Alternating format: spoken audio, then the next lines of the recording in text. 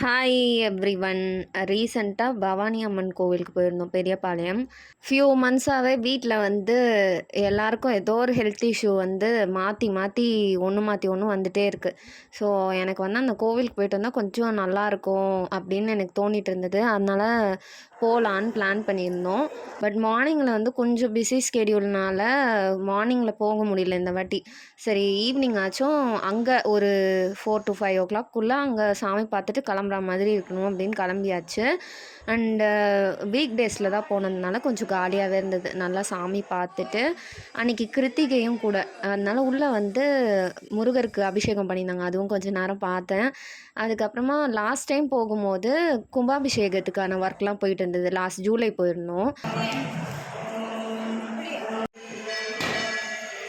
இந்த வாட்டி கோவிலுக்கு போகும்போது வந்து கோவில் சுற்றியுமே கொஞ்சம் கன்ஸ்ட்ரக்ஷன் ஒர்க் வந்து பண்ணிட்டு இருக்காங்க. என்ட்ரன்ஸ் வந்து மாறி இருக்கு அண்ட் கோவில் சுற்றி இருக்க சில பிரகாரம்லாம் எடுத்துட்டாங்க. நிறைய இருந்தது. இந்த வாட்டி போகும்போது கொஞ்சம் லைட்டாக கன்ஃபியூஸாக இருந்தது, எந்த பக்கம் போகணும் வரணும்னு தெரியல.